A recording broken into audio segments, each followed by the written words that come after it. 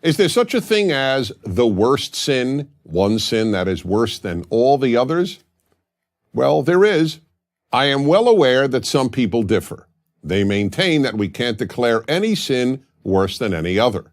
To God, a sin is how it's often expressed. In this view, a person who steals a stapler from the office is committing as grievous a sin in God's eyes as a murderer. But most people intuitively, as well as biblically, understand that some sins are clearly worse than others. We are confident that God has at least as much common sense as we do. The God of Judaism and Christianity does not equate stealing an office item with murder. So then, what is the worst sin? The worst sin is committing evil in God's name. How do we know? From the third commandment of the Ten Commandments. This is the only one of the Ten Commandments that states that God will not forgive a person who violates the commandment. What does the commandment say? It is most commonly translated as, "Do not take the name of the Lord thy God in vain, for the Lord will not hold guiltless," meaning will not forgive, "whoever takes his name in vain." Most people understandably think that the commandment forbids saying God's name for no good reason. So something like, "God, did I have a rough day at work today?" violates the third commandment. But that interpretation presents a real problem.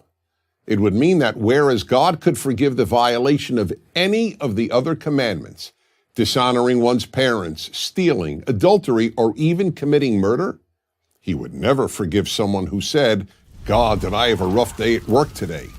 Let's be honest. That would render God and the Ten Commandments morally incomprehensible. Well, as it happens, the commandment is not the problem. The problem is the translation. The Hebrew original does not say, "do not take."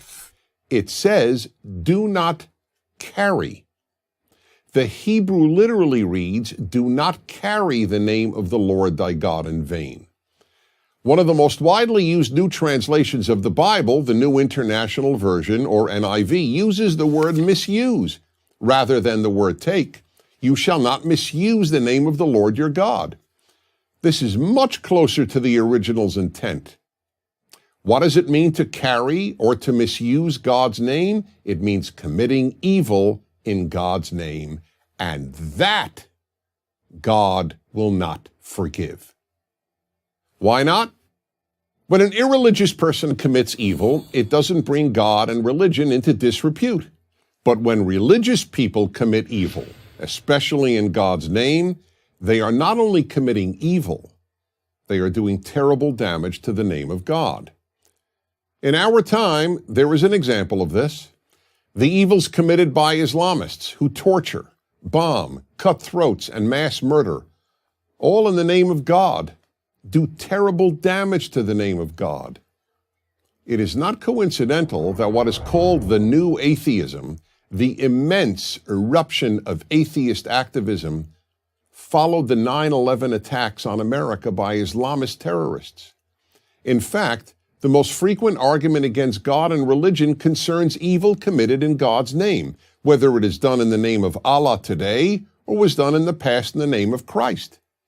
People who murder in the name of God not only kill their victims, they kill God too.